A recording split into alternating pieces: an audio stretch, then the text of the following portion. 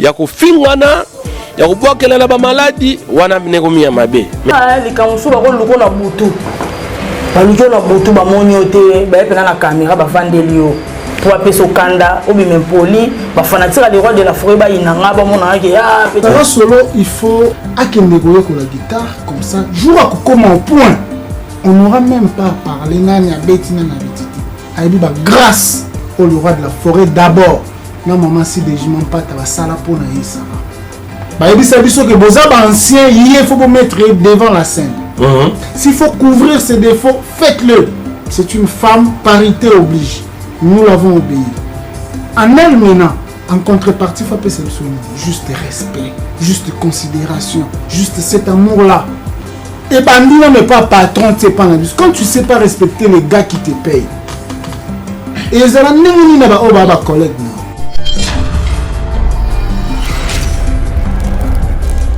Alors, comme ça, musique église, hein?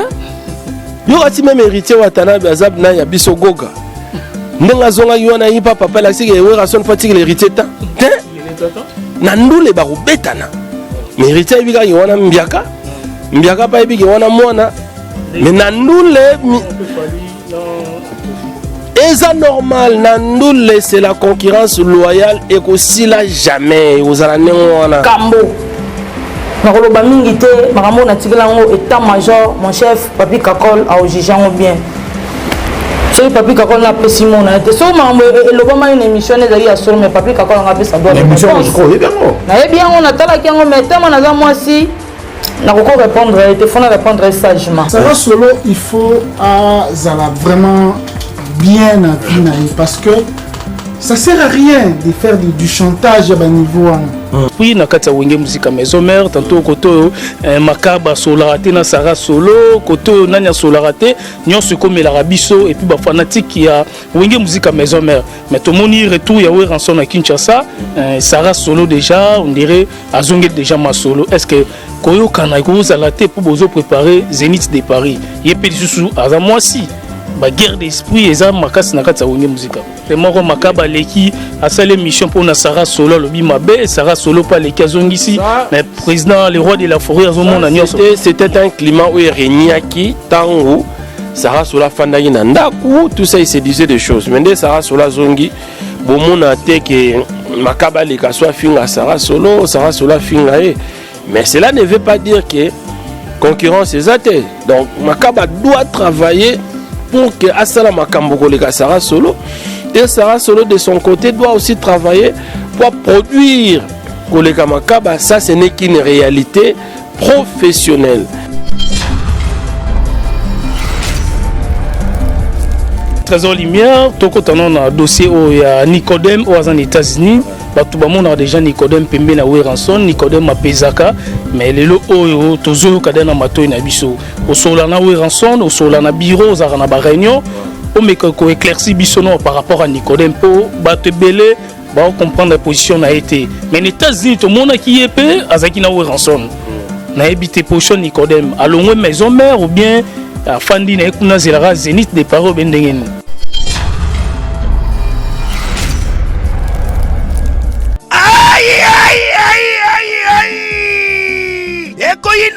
Le 14 août 2021, à Ouachetjonga Den à Paris, bonamo bangé na concert avec le grand artiste musicien Yenani, Redi Amisi Bailo Kanto, Baki Selakaye, les bijoutiers de la musique congolaise et africaine. À cause de Félix Bino Banzambo ya Kitoko, depuis Vive la musique. Titango à la casa de Kanto, Bokozo ba rumba, ba mélodie, pe binomo boyebi, yen à voix, à sakanakate, yenda zako tangi sa chant, ti lelo, mon côté à kokani na ye. Boya koyoka la bonne musique, awa shejonga de, oyo ezwami na 12e rue, puis Dixme, 94 310 Orly. Ye moko bailo Kanto akozalawana akosepelisa bino boza koyoka musique boza kolia boza komele pe boza kopina na ndenge ya 2 fois te bailo Kanto a expliqué biso.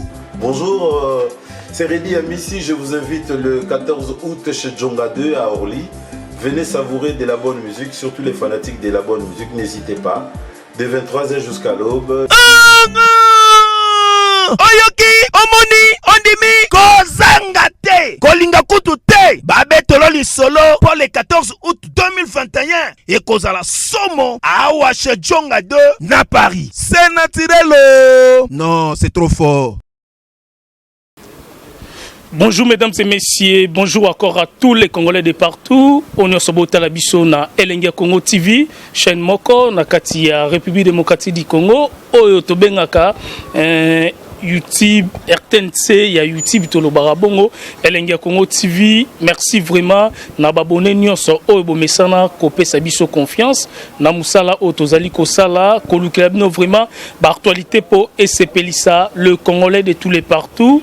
Merci na Karisha Sadik la finlandaise, maman sociale Ozotala Biso. Merci P na le jeune patron na niveau États-Unis, Junior Langue, Mobala Batou, ya maman merveille. Merci P na Peter Kachama, leader européen, Ozotala Biso na niveau ya français. Merci na DJ Tobis na Pesio Bambo te place aux Ali. Merci P na Teddy Lupemba, merci na Chukuma Papa na Baby. Merci na Romel Mosengo. Mesdames et messieurs, toza ensemble na Elenga Congo TV na Trésor Lumière poto solana nous masolo ya wenge musique maison mère metoko tapé ba analyse misusu auto sala po batebele ba benga biso ba lobi position ya Nicodème tozo ebate po Nicodème ane ko peser na wenge musique a pe be préparer Zénith de Paris mais tozo comprendre te retour pe Weranson na kati ya Kinshasa. Trésor Lumière, bonjour. Ouais, bonjour Martin, donc bonjour Nama Ndegoto Borotala Biso, Nelenga Congo, donc merci beaucoup, hein. Merci Naïbi Kelenga Congo, Zabna parmi ma grande chaîne, il y a YouTube, donc c'est un plaisir pour moi dans les cas, hein. Voilà. Merci Trésor Lumière, on a déjà bonne santé pour Kotalo, déjà aspect nayo, façon nayo déjà to éviter ce qui bateau bazota la biso ba félicitations à la fruit d'ici. Ba on dem ba rolo ba pour na santé nayo tozo ebate. Non, santé pepele, n'est-ce pas Kinshasa biso linga na biso kin na biso. Biso na Kinshasa to le lango danser, donc santé pepele n'est-ce pas kin kaka. Biso to ba chrétien. On est chrétien tout, bien que nous sommes protestants, mais nous sommes tous chrétiens. Tous les la paix, cardinal Monsengo. Donc voilà, ça se passe comme ça. On a la type de chemise à noir boé. Toujours en hommage à cardinal Monsengo, quoi. Voilà. Trésor Lumière, tu as une musique à maison mère, tu sais chaque mercredi, jeudi, ils auront déjà une image pour les canaux RTNC et RTGA, mais ils ont évité le programme pour la collection et commune. Non, le programme reste le même. Hein? Donc, mercredi, jeudi, rendez-vous dans la RTGA. Et pour les internautes, dans les grappés dans Congo Mokili, la chaîne partenaire Nabino. Voilà, donc le programme ça ne change pas. Ça fait 14 ans que les Zambazambes existent. Donc, la fidélité. Mon Moussala Martin, le loyo yebani à travers Elenga Congo. Il faut plus que tu focus, que tu sois fidèle dans le loko et saliko yebana. Je suis journaliste de formation, je pouvais faire autre chose, mais la Nanzela ya Zamba Zamba, c'est la promotion le roi de la forêt, les lois et Salinga combo et Salinga une identité, je reste fidèle dans le programme, il y a Zamba Zamba et Zalara Nengezagi quoi, il y a et l'eau changé ça. Trésor Lumière peut mener à Weranson na éviter vision nananu et bimaki ndenge ni likanti pour les lots au kangama pe place wana ozana position na yo et pas ya Weranson le roi de la forêt ba confirmer yo Trésor Lumière molobeli ya wenge musique à maison mère. Bon, l'idée est venue de moi. Mon na bibiso to iba fanatique to koli n'est pas wenge. Wenge de koli sibiso. Nous on rêvait d'être comme le Wera, on rêvait d'être comme les JB. Quand on était jeune, propriété, c'était un rêve pour tout jeune. Alors, tout le temps, après aussi, les Sangala, les soucis, là, c'est démarqué dans le bâtiment sur la salle. Comme ça, l'émission de musique, comme tout le monde, dans Zaka, comme tout le monde. Mais je peux faire quoi de mieux? Néomoni, Dazamba, Zambéaki, proposer dossier na bureau à Wenge Musique à maison mère pour ne pas entrer dans les détails, hein, ça va nous prendre beaucoup de temps. Ça a été accepté, Weranson Koutaïna Poto, ça a été accepté, après na kena monument pata, elle avait validé, maman pasteur, né le roi de la forêt tangoyé, na pesi pena baptême, apesi structure, apesi orientation na ye nde sali chemin zamba pe voyager ba pays belé que Afrique que Poto zamba que ba Stade de France que ba Zénith. Donc voilà, ezaka d'abord koyebelo ozo sala et puis kozala pe na muto bien. Donc Werason d'autre part, il m'a aussi aidé beaucoup. Ce n'est pas un musicien, mais qui a une grande vision. Dans mes débuts là, Azaozo Abnabi, Kazo enseigné, faut ça la rabo. Donc, Kozala Pemena Wera, Yango peut permettre le Mambo Kende. Donc, voilà, mais tout au début, l'idée était venue de moi-même. Voilà. Merci, Trésor Lumière. Toko tanon na dossier au ya Nicodème aux États-Unis. Bato bamon a déjà Nicodème Pembe na Weranson, Nicodème a Pezaka, mais les lo o tozo kadena mato na biso. Au solana Weranson, au solana bureau, aux arana ba réunion. O me ko éclairci biso non par rapport à Nicodème po bato belé ba comprendre la position na été. Mais les États-Unis tout monde qui est pe azaki na Weranson. Na habité potion Nicodème à l'ongwe maison mère ou bien Fandi na ekuna zelara Zénith des parents bendengen. Nicodème d'abord c'est un garçon conscient. Ce qui moi dans ma vie j'ai connu des musiciens sérieux et conscients, Nicodème fait partie. Dans le bien, je pèse mes mots. Si dans ma vie j'ai connu des musiciens, des jeunes musiciens sérieux et conscients, Nicodème fait partie. Bon, Nicodème ça fait maintenant 3 ans. Famille naïe, moi si naïe en États-Unis. Non, au Canada. Bakenda Canada, ça fait 3 ans, jour pour jour. Moi si naïe Bakenda. Alors, Nicodème s'est retrouvé aux États-Unis.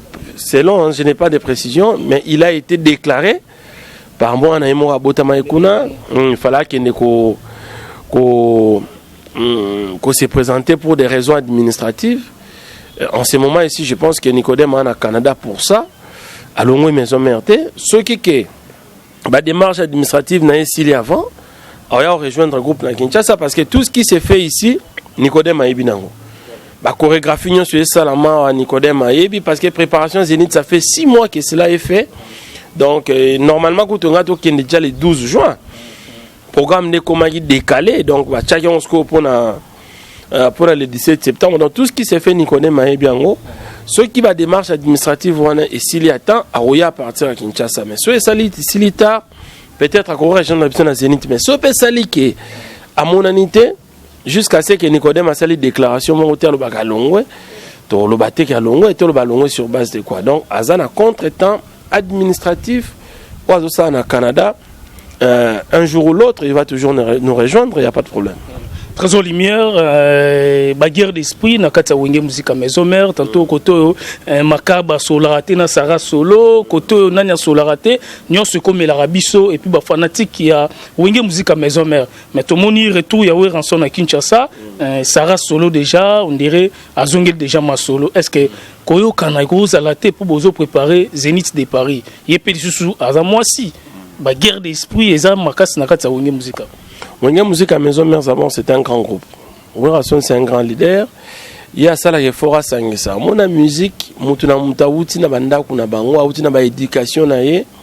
Le roi de la forêt ça là qui est fort, il y a remettre bango ensemble. Il y a retchaba musiciens ensemble. Mais biso to en politique mon na wenge concurrence ezalara. Concurrence loyale. Ça veut dire que ngande na Trésor Lumière boye attaché de presse, je dois faire de mon mieux pour que n'a pas sa rendement nanga wera ne travaille avec wera ne soutient que ceux qui travaillent bien, wera n'accompagne que ceux qui travaillent bien, wera pour l'ingayo il faut un bosseur. Alors bah climat de rivalité kozala de nini kozala, mais le plus important dans tout ça c'est que Makaba apporte son savoir, Sarah Solo apporte son savoir. Et ça va savoir, ensemblage va savoir, yangone aussi la force, il y a le roi de la forêt, yangone aussi la force, il y a maison mère. Donc moi je pense que les rivalités, n'abamisala tout est là. Même les gens qui travaillent dans l'administration publique, dans la fonction publique, dans la banque, il y a toujours ces petites rivalités entre les travailleurs, surtout à même poste. Tout le monde en haut, même dans la politique, ça existe. Donc comme aérofinga te aux orchestres moko makaba leki a salé mission pour na Sarah Solo lobi mabe Sarah Solo pas les kazongisi mais président le roi de la forêt azomona nyonso c'était un climat où il régnait qui tango Sarah Solo fandaki na ndaku tout ça il se disait des choses mais Sarah Solo zongi bomona te que makaba leka soit finga Sarah Solo finga mais cela ne veut pas dire que concurrence est athée donc makaba doit travailler pour que Asala Makambo koleka Sarah Solo et Sarah Solo de son côté doit aussi travailler pour produire koleka makaba. Ça ce n'est qu'une réalité professionnelle. Yone lenga Congo bana Mathieu Bonche mais yo ozo travailler pour pesa koleka Mathieu Bonche bien que vous soyez ensemble mais chacun a son rendement donc mutuna rendement na ye yo faut percer pour que pesa koleka Mathieu doit aussi percer pour pesa koleka yo. Ça ce n'est que concurrence loyale et c'est ça qui existe dans la musique à maison mais mabe comme akaka ce qui est commis déloyal et l'axi qui comme ya bunda ya ko fingana ya ko bokela na ba maladie wana bine comme ya mabe mais ce qui est loyal sur le plan musical sur le plan artistique en tout cas ça on m'a bêté mais je pense que Igwe c'était l'ambassadeur de la paix. Déjà, Tchai Bango ensemble. N'a eu mission Mogo. D'autre part, Makaba Lobagi. D'autre part, Sarah Sola Lobagi. Et aujourd'hui, Tchai Bango ensemble. Tu as la cause Mogo Zénith de Paris. Donc voilà, il n'y a pas de problème. Voilà, Trésor Lumière, donc à tous ensemble, na Elenga Congo TV, Zénith de Paris, en septembre déjà, Kalatea, pour Ezaki, en juin, beaucoup c'est comme septembre, na ba climat, makambo, zoleka partout dans le monde, na évité ceux qui et qui ne n'engeni pas, ba te belé, ba aussi là. Mais Nathalie, image moko, yande konabi sobo kechu, yazo sambela nzambe makasi, mokolongo jour en koka, pour na Zénith de Paris. Batala ceux qui oué rançon à Robert à concert wana alobi batu bazo kufa partout mboka za bienté koto cardinal Mosengo akufi koto marambo za bienté mais bino bozo betara c'était pour na Zénith de Paris message no repé ça po maloba pe ya bokechu wana ezo décourager pe batu belé o bako uta ba mboka libanda bako ya na France wana po bako ta concert. Voilà, Bokechu premier c'était un frère compatriote congolais comme toi comme moi comme Werason. Azan a droit à la revendication. C'est un droit pour tout Congolais. Ou à Monique, et là au moins ils ont marché dans le domaine, doit ça la revendication. Mais du moins, total rappel par Yabandeko. Werason n'est pas un politique. Werason est un politicien. Werason c'est un artiste et musicien. Bokechu premier fut un artiste et musicien. Yarolinga lelo pena volontairement. Abébi c'est là, Mouninga nae artiste et musicien cop nae. Werason soutien, Werason a ça là œuvre belé humanitaire. Werason to mona sombela équipe ya football babus. Werason to mona kena goma pesa ba mama puta ça là œuvre. Alors, tant que musicien nengwana, ambassadeur de la paix, Azo Robert à concert, Robert ça fait quelque chose pour Azo sous son retour. Comment un frère congolais comme Bokechu a se permettre à le concert on est bétamate. Ça ce n'est pas bien. Bokechu je suis na la vidéo na la réclamation monsieur ça la rappel ça a fondé. Et ça rappelle bien. D'autre part c'est pour booster aussi les hommes politiques ba mekape ko bongsa makambo. Mais Werason n'est pas un ministre, n'est pas un député. N'est rien, n'est pas un mandataire public. Azana mode de gestion morobo était côté morobo ya politique, to poste morobo politique oyo azana ba décision remettre. C'est un simple article. Aïe aïe aïe aïe aïe. Ekoyine mabe le 14 août 2021 awa chez Djonga Den à Paris bona mo bangé na concert avec le grand artiste musicien Yenani Redi Amisi Bailo Kanto bakisela kaye les bijoutiers de la musique congolaise et africaine. Ako sepeli sabino na banzambo ya kitoko depuis vive la musique. Titango la casa de canto bokozo ba rumba ba mélodie pe binomo boyebi yena voix asaka na kate yenda za kotangisa chant ti lelo moko te akokani na ye boya koyoka la bonne musique awa chez Djonga de oyo ezwami na 12e rue puis Dixme 94 310 Orly ye moko bailo kanto akozala wana akosepelisa bino boza koyoka musique boza kolia boza komele pe boza kopina na ndenge ya 2 fois te bailo kanto a expliqué biso. Bonjour, c'est Reddy Amissi, je vous invite le 14 août chez Djonga 2 à Orly. Venez savourer de la bonne musique, surtout les fanatiques de la bonne musique, n'hésitez pas. De 23h jusqu'à l'aube. Oyoki, omoni, ondimi, kozanga te, kolinga kutu te, babetolo li solo pour le 14 août 2021 et kozala somo awa chez Djonga 2 na Paris. C'est naturel. Non, c'est trop fort. Artiste et musicien, il est en train de faire que son travail. Prester au Zénith de Paris, Isa Moussala est le roi de la forêt. Pourquoi empêcher ça? Ça, c'est pas bien. Ça, c'est pas bien. Moi, je pense que notre frère Boukechu, premier, Wayambo, ceux qui ont amélioré encore un message, au passé message, bon, il y a bien, on a bien. Oui, Rasson n'a aucun problème. Il y a un fonctionnement politique. Congolais, musique, il y a beaucoup d'années. Hein? Nous avons combien de compatriotes congolais qui ont besoin de cette musique-là?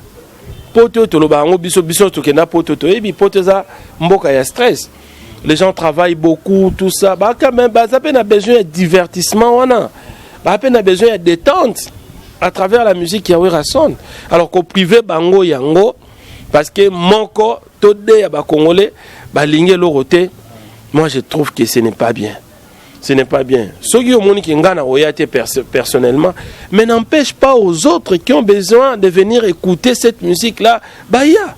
Ça devient méchant. Parce que Zénith de Paris est confirmé pour septembre, ils ont calaté à tout le monde déjà, pour ça la répétition, il y a ndenge, pour ça la physique, ndenge. Est-ce qu'ils ont confirmé vraiment à Poto le Bélan pour vous tembele pour préparer? Mais il y a internet. Na site officiel à Zénith, au moment que c'était un vendredi, le 17 septembre, au moment que concert le roi de la forêt à Wirason. Enfin, à part sa FNAC, ils ont firme moro européenne, ils ont habillé officiellement. Donc, concert, ils ont confirmé, ils ont profité à travers caméra et Lenga Congo. Na lancé message, na bana poto tout, pour continuer que son baba bien na bino. Koto Wingez a s'est préparé, j'ai lancé vos hommes dans la vidéo. Comment est-ce que Wingez a travaillé, Wingez s'est préparé pour na roya le 17 septembre. Donc le 17 septembre, Wingez aux Alawana au four et au moulin avec lui-même monsieur l'ambassadeur de la paix Wirason. Donc Mouta découragé au thé. Le Congo appartient à tout le monde, le Congo appartient à Martin, le Congo appartient à moi, le Congo appartient à tout le monde. Oui, à Monique, Arzouana est un concerté. Oui, merci beaucoup, mais qu'on empêche de commencer au Congolais, qu'il y a concert, ça devient quand même méchant. Au lobby avec Cardinal Moussengo à Koufim. Cardinal Moussengo, c'est un pas pépé. C'est-à-dire qu'il est décédé avec 84 ans ou 85 ans, si je ne me trompe pas. Ah, mais tout ces pélas couteau.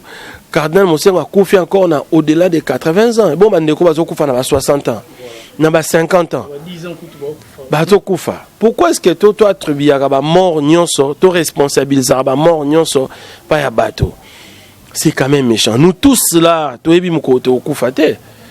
Peut-être Cardinal Moussengo a confié à 84 ans, peut-être Trésor Libyen a confié à Joanate, peut-être les cahiers. La mort, ce n'est qu'un mystère de Dieu. La mort, c'est un mystère de Dieu. Mouta Moukile, il a pouvoir d'éliminer Moutoumsoa Moukile. C'est un mystère Yanzambe. Un cardinal comme Laurent Moussengo qui a travaillé dignement pour ces pays, que ce soit sur le plan politique, que ce soit sur le plan après là, il y a mission Bapesa qui est une église catholique, mission Nzamba Pesaye, c'est un homme digne. Les autres, qu'on les dignement. Alors, il est décédé naturellement. Na ajo yo mutaro kufa ke no pe manaye il faut pas tout attribuer à moi tout responsabiliser ngo bateau tout ba que Pascal Koufi Mutarobeta concerté, ça n'a rien à voir. Voilà, message comme Eli Boketu. Merci Trésor Lumière, héritier Watanabe, tout le monde a déjà na showbiz, présence à Weranson, mais les lots mi ange mi démon et PCP ba production belé, héritier abetaki samedi dimanche na Lubumbashi, baza pe na concert moko tigalika kuna. Na habité message numéro ça, héritier Watanabe abimi na wenge musique à maison mère, mais baza na Lubumbashi pour na ba production, tout le monde a gipé présence ya Kisinzora ba kenda ensemble na Lubumbashi. Héritier, c'est un grand musicien. Héritier a commencé à être grand depuis Wenge Musique à Maison Mère. Héritier était musicien à Wenge, mais Héritier a banque sera leader, il y a l'orchestre belé. Héritier a eu un charisme et naturel depuis Wenge Musique à Maison Mère. Aujourd'hui, il est leader, il a évolué, il est leader, il y a la team Ouata. Je ne peux que souhaiter belle carrière. C'est un frère à moi, c'est vraiment un frère. Si j'avais des frères dans Wenge Musique à Maison Mère, héritier fait partie. Je n'ai aucune activité dans la vie na benga héritier. Donc c'est un frère qui m'avait aussi à l'époque aidé à créer l'intégration dans Wenge Musique à Maison Mère. C'est vraiment un frère pour moi. Je ne peux que le souhaiter plein succès dans la carrière. Aujourd'hui aussi, il a compris que je devrais quand même bénéficier du parrainage de son père Weranson. Il a fait ça, et ça là on a disque, ça là physiquement en remettant disque officiellement à dédicacer, et puis le roi a invité le roi de la forêt à concerner à showbiz. Tout ce qu'on peut souhaiter à héritier a plein succès, bah conserver les kabies bana Lubumbashi bokende bandula héritier, c'est un membre de la famille quoi. Voilà. Merci Trésor Lumière to kabwana déjà Elenga Congo TV to tikal na minute muke tozo kabwana déjà na habité mon message n'europé ça na artiste na biso oyo baza baleki ya ba papa chéri baleki ba kofelomide baleki ba Weranson tant tolo ba bongo tout le monde a déjà fallu faire ba concurrence comme makasi polémique ou asombikar ou pas sombikar wala ksinda ku wala bidiske do wala bina lekio message n'europé ça bon naturel partout même dans les États-Unis arabes. Nous comme ça. Mais ils sont comme ya finga ka ya grave. Nous comme ça musique église pour nani. Donc il faut pas finga na bango za normal. Pourquoi bongo comme ça musique église? To bongo comme ça musique nchiki. Ezoko tati ba vie privée na kati ba maman bazoko ta ba papa. Mode ya mindule yango wana. Même na ba Côte d'Ivoire, tout le monde ba DJ Arafat. Ça y guerre même na ba États-Unis. Ba finga na ba maman na ba papa. Ko finga batu. Maman ya papa na muto ya ulukani na conflit ya musique. On est à débordement. Mais Barankine, qui est sombi car à danger, ou à l'obi canana ndaku nana mbongo kolega. Mais la musique partout au monde ça se passe comme ça. Bah inventer l'oroté, c'est la réalité de la musique. Ce qui fait rien fali bazo potana. On a sombi le mois car, ou à sombi ndaku kolega. Et ça normal. Concurrence ya musique ya ngwana. Ya bango tu sais encore rien. Qu'est-ce qu'on n'a pas vécu entre Weranson et Jibempiana? Polémique aux amis ba famille kabwana. Moi si au monde mutajibe mobali mutawera batwa kabona l'église mutana nous pasteur mais ana nous mutajibe to mutawera. Nous avons connu ça les années 2000 fin 90 2000. Tu connaîtras la polémique voilà. C'est la musique. Tout ce qu'on évite c'est ça débordement. Mais la guerre wana na ndule Martin est ça normal.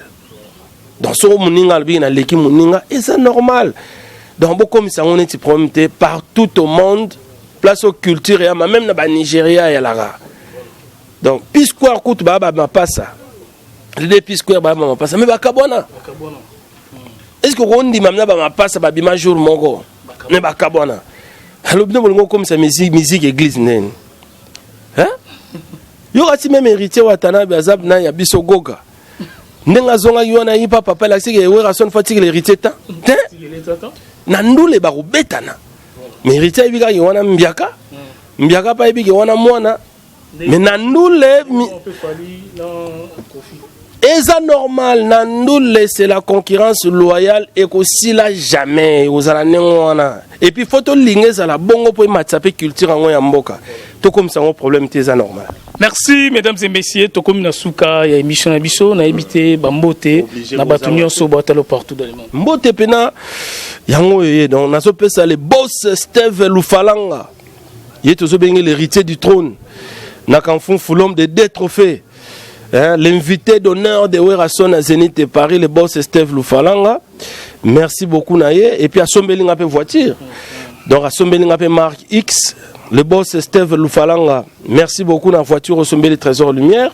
Merci infiniment comme ça na Adrien Kiala. Adrien Kiala. Na Paris. Adrien Kiala. Merci beaucoup. Grand merci na Blanchard Mabala. Made in London. Mokondia Isse Miyake. Alexis Ngangala, le papa de Jimek. Merci beaucoup. Anissé Lukunga Kaza Japao. Merci na Boss Tatilito. Et grand merci infiniment na Werason Australia, le président Jaguar Dominique. Mes condoléances au Koufeli Mama, le président Jaguar Dominique. Tous partagé ensemble. Mes condoléances. Drake, merci beaucoup. Nous sommes ensemble. Merci infiniment na Alex Intima, Werason America. Merci na Yaya Kenzo, le gouverneur de Texas, Werason America, merci beaucoup. Merci na Pichumbongo. En tout cas, ba komboze belete wanoko toro ba notanga nyonso te, mais bato nyonso ba zuba mbote na bango boy ba que Trésor Lumière vous porte dans son cœur. Et merci infiniment.